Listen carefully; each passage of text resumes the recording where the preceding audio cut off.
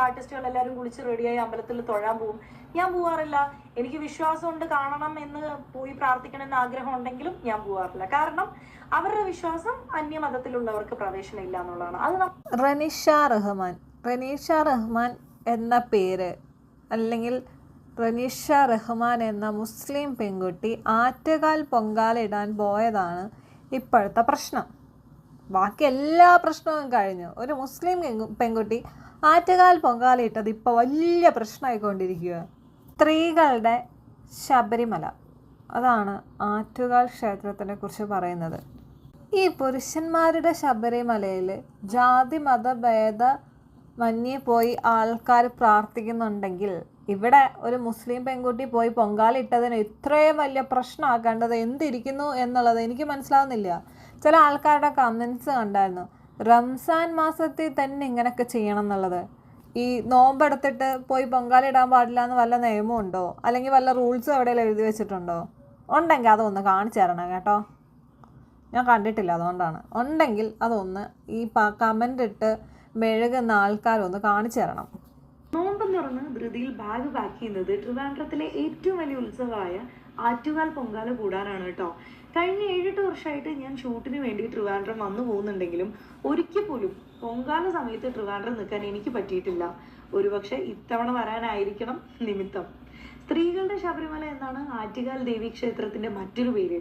ലോകത്തിലെ ഏറ്റവും അധികം സ്ത്രീകൾ ഒത്തുചേരുന്ന ഒരു ഉത്സവം എന്ന നിലയ്ക്ക് വേൾഡ് ബുക്ക് ഓഫ് റെക്കോർഡ്സിലും ആറ്റുകാൽ ക്ഷേത്രത്തിന് സ്ഥാനമുണ്ട് കേട്ടോ. റെഡിയായി നേരെ താഴെ റിസപ്ഷനിലോട്ട് വന്നപ്പോഴത്തേക്കും ദേ നിൽക്കുന്നു പാലക്കാടിൽ നിന്നും വന്ന ഒരു വലിയൊരു കൂട്ടം. ഇവർ പാലക്കാടിൽ നിന്നും ബസ്സിലാണ് വന്നത്. അവർ തന്നെയായിരുന്നു ഞങ്ങളുടെ തൊട്ടടുത്തിരുന്ന് പൊങ്കാലയിട്ടതും. എൻ്റെയും ചിന്നുടെയും ലൈഫിൽ തന്നെ ഫസ്റ്റ് പൊങ്കാല ആയതുകൊണ്ട് പല സാധനങ്ങളും ഞങ്ങളുടെ കയ്യിലുണ്ടായിരുന്നില്ല.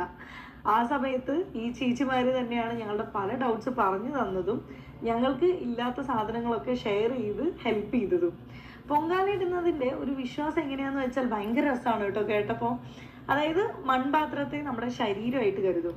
അതിലേക്കിടുന്ന അരി നമ്മുടെ മനസ്സായും സങ്കല്പിക്കും. ഈ അരി തിളച്ച് പുറത്ത് പത ചാടുമ്പോൾ മനസ്സിലെ കൊള്ളരത്തായ്മ പുറത്ത് തള്ളപ്പെടും.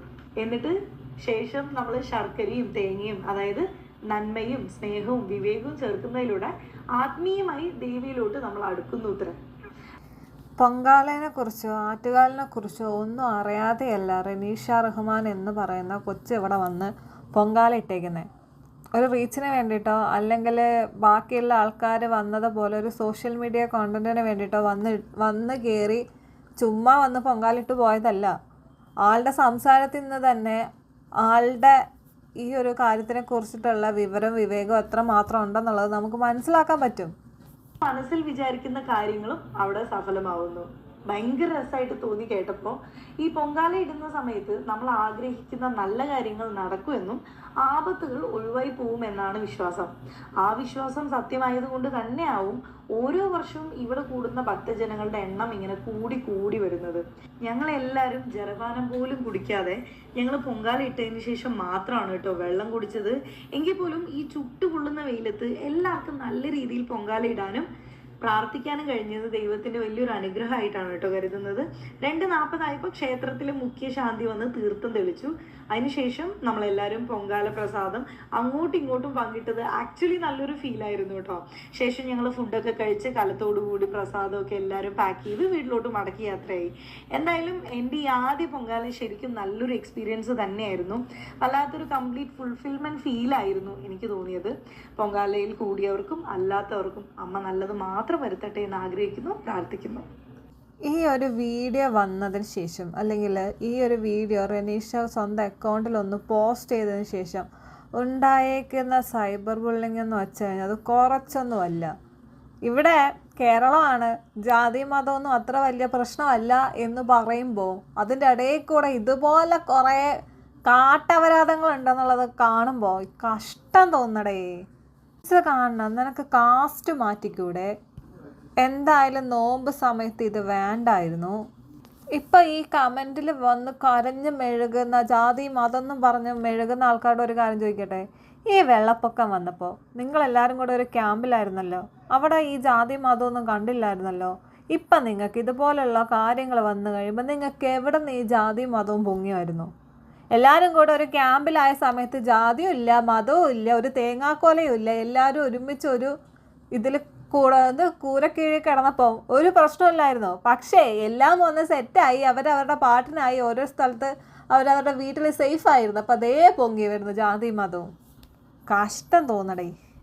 ഞാനൊരു കാര്യം ചോദിക്കട്ടെ, എൻ്റെ ഒരു ഡൗട്ടേ, ഈ ജാതി മതക്കാരാ കണ്ടുപിടിച്ചതെന്നൊന്ന് ഈ പറഞ്ഞുതരാമോ? ജാതി, മതം, വേദം, വർഗം, ഈ കാര്യങ്ങളൊക്കെ കണ്ടുപിടിച്ചത് ആരാണെന്നുള്ളത് വല്ല അറിവും ആർക്കെങ്കിലും ഉണ്ടോ? ഇപ്പം എല്ലാവരും പറയുന്നുണ്ട് ഓരോ ജാതിക്കും ഓരോ മതത്തിനും ജാതിക്കും ഓരോ ദൈവങ്ങളാണെന്നുള്ളത്. ആരാ ഇതൊക്കെ വേർതിരിച്ച് കൊടുത്തേക്കുന്നത്? അതൊന്ന് പറഞ്ഞുതരാമോ?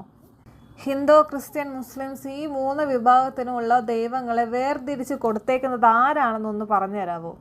അറിയാനുള്ള ആഗ്രഹം കൊണ്ടാണ്. ഞാൻ നോക്കിയിട്ട് എവിടെയും കണ്ടിട്ടില്ല ഇന്ന ആളാണ്, ഇന്ന ദൈവമുണ്ട്, അല്ലെങ്കിൽ ഇന്ന ആൾക്ക് ഇന്ന ദൈവമാണ് എന്നുള്ളത്. ഏതെങ്കിലും ദൈവം വന്നിറങ്ങി പറഞ്ഞതാണോ? മനുഷ്യനുണ്ടാക്കി വെച്ചതാണ് ഇതൊക്കെ. അല്ലാന്ന് പറയാൻ പറ്റുമോ? അല്ല എന്ന് പറയാൻ വേണ്ടി മാത്രം, അല്ലെങ്കിൽ അല്ല എന്ന് നിങ്ങൾ വന്ന് ഇവിടെ വാദിക്കുന്നുണ്ടെങ്കിൽ അത് നിങ്ങൾ കണ്ടിട്ടുണ്ടോ? മനുഷ്യരല്ല ഇത് ഉണ്ടാക്കിയെന്നുള്ളത്. എൻ്റെ സംശയങ്ങളാണ്, അത് ചോദിക്കാം. അതറിയുന്ന ആൾക്കാർക്ക് പറഞ്ഞു തരാം. എൻ്റെ അറിവിൽ ഒരു ദൈവം വന്ന് പറഞ്ഞിട്ടില്ല ഞാനാണ് നിൻ്റെ ദൈവം, അല്ലെങ്കിൽ നീ എന്നെ മാത്രം പൂജിച്ചാൽ മതി, വേറെ ജാതിയിലോ മതത്തിലോ ഉള്ള ആൾക്കാരെ പൂജിക്കാൻ പാടില്ല എന്നുള്ളതൊന്നും ഒരു ദൈവം വന്ന് പറഞ്ഞതായിട്ട് എൻ്റെ അറിവിലില്ല. ആരുടെങ്കിലും അറിവിലുണ്ടെങ്കിൽ ഒന്ന് പറഞ്ഞു തരണം.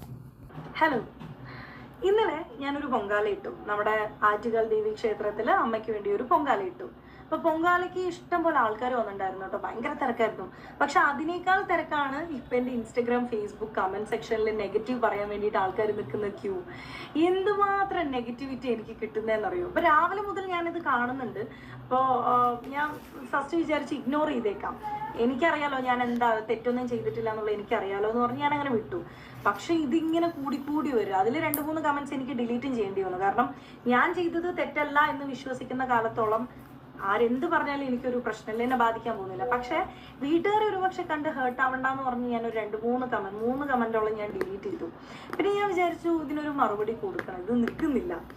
ഒരു കാറ്റഗറി ഓഫ് പീപ്പിൾ എന്താണ് പറയുന്നതെന്ന് വെച്ചാൽ എനിക്ക് ജോലിയില്ല, ഒരു ഓപ്പർച്യൂണിറ്റി കിട്ടാൻ വേണ്ടി, ഒരു അറ്റൻഷൻ കിട്ടാൻ വേണ്ടിയിട്ട് ചെയ്തൊരു പ്രഹസനമാണെന്നാണ് ഒരു കാറ്റഗറി ഓഫ് പീപ്പിൾ പറയുന്നത്. രണ്ടാമതൊരു കാറ്റഗറി ഓഫ് പീപ്പിൾ എന്താ പറയുന്നതെന്ന് വെച്ചാൽ ഇത് വിശ്വാസത്തോടെയോ അല്ലെങ്കിൽ ഒരു റെസ്പെക്റ്റോടു കൂടെ ചെയ്തതല്ല, ചുമ്മാ ഒരു ഷോ ഓഫ് പ്രഹസനം എന്നാണ് പറയുന്നത്. അപ്പൊ ഇവർക്കൊരു മറുപടി കൊടുക്കണമെന്ന് എനിക്ക് തോന്നി. ഈ ഫസ്റ്റ് പറഞ്ഞല്ലോ ജോലിയില്ല, ഓപ്പർച്യൂണിറ്റിക്ക് വേണ്ടിയിട്ടാണ്. എല്ലാ മാസവും 1 തൊട്ട് 15 വരെ ഫ്ലവേഴ്സ് ചാനലിൽ സുഗമോ ദേവി എന്നുള്ളൊരു സീരിയൽ ഞാൻ ചെയ്യുന്നുണ്ട്. 16 തൊട്ട് 30-ാം തീയതി വരെ സീ കേരളത്തിൽ ചെമ്പരത്തി എന്നുള്ളൊരു സീരിയൽ ചെയ്യുന്നുണ്ട്. 30 ദിവസമല്ലേ ഉള്ളൂ ഒരു മാസത്തിൽ. അപ്പോൾ ആ 30 ദിവസം എനിക്ക് വർക്ക് ഉണ്ട്. ഇത് കൂടാതെ ഇൻസ്റ്റാഗ്രാം കൊളാബറേഷൻ, വേറെ വീഡിയോസ്, പ്രൊമോഷണൽ വീഡിയോസ്, അതുമല്ലാതെ ഇനോഗ്രേഷൻസ്, വ്ളോഗിങ് എല്ലാം ഞാൻ ചെയ്യുന്നുണ്ട്.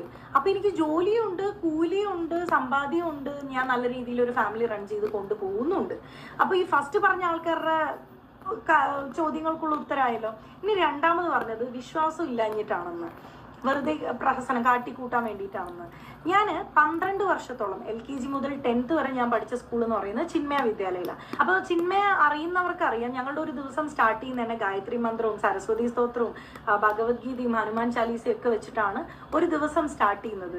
അതുകൊണ്ട് തന്നെ എനിക്ക് അങ്ങനെ ഒരു ബാക്ക്ഗ്രൗണ്ട് ഉള്ളത് കൊണ്ട് തന്നെ എനിക്കൊരു പള്ളി പോയാൽ കിട്ടുന്ന ഒരു പീസ് ഓഫ് മൈൻഡ് അല്ലെങ്കിൽ ഒരു പോസിറ്റിവിറ്റി തന്നെ എനിക്കൊരു അമ്പലത്തിൽ പോയി പ്രാർത്ഥിച്ചാലും കിട്ടാറുണ്ട്. അപ്പം ഞാൻ 100% വിശ്വാസത്തോടെയും പ്രാർത്ഥനയോടും തന്നെയാണ് ഞാൻ ആ പൊങ്കാല ഇട്ടത്. പിന്നെ ചിലർ പറയുന്നുണ്ട് അത്രയും നല്ലൊരു വേളയിൽ പോയി ഞാൻ അവരുടെ ആ ഒരു ഡിസ്റെസ്പെക്ട് ചെയ്തു, അല്ലെങ്കിൽ അത് നാശമാക്കി കുളമാക്കി എന്നൊക്കെ പറയുന്നുണ്ട്. ഞാൻ ഈ ഒരു പൊങ്കാല ഇടാൻ പോകുന്നതിന് മുന്നേ പലരോടും ഞാൻ ചോദിച്ചു എന്തെങ്കിലും പ്രശ്നമുണ്ടോന്ന്. അവർ പറഞ്ഞത് ജാതി മത വർണ്ണ ഭേദം ഒന്നുമില്ലാതെ വിശ്വാസത്തോടെ ഏതൊരു സ്ത്രീക്കും മനസ്സും ശരീരവും ശുദ്ധമാണെന്നുണ്ടെങ്കിൽ ഇടാവുന്നതാണ് പൊങ്കാല എന്നാണ് പറഞ്ഞത്. അതത്രേ ഉള്ളൂ. ഈ പറയുന്നവന്മാരുടെ തലയ്ക്ക് ഓളം വെട്ടിയതാ, വേറെ കുഴപ്പമൊന്നുമില്ല. ഇവന്മാരുടെ തലയ്ക്ക് വെട്ടിയ ഓളം ഒരു കാലത്തും നന്നാവാൻ പോണില്ല, അതൊന്നും തിരുത്താനും പോകുന്നില്ല. അത് അവരുടെ മരണം വരെ അങ്ങനെ തന്നെ ആയിരിക്കും. അതിലിപ്പോൾ ഒന്നും പറയാൻ പറ്റത്തില്ല. ഈ ഓളം വെട്ടിയാലേ ഞാനവിടെ കുറച്ച് ചോദ്യങ്ങൾ ചോദിച്ചിട്ടുണ്ടല്ലോ. പറ്റുമെങ്കിൽ അതിനുള്ള ഉത്തരങ്ങൾ നിങ്ങളൊന്ന് ഈ കമൻറ്റ് ബോക്സിൽ ഒന്ന് പറഞ്ഞു തരണം. എനിക്കറിയാൻ പാടില്ല, അറിയാൻ വേണ്ടിയിട്ടുള്ള ആഗ്രഹം കൊണ്ട് ചോദിക്കുന്നതാണ്. ശരിയാണോ?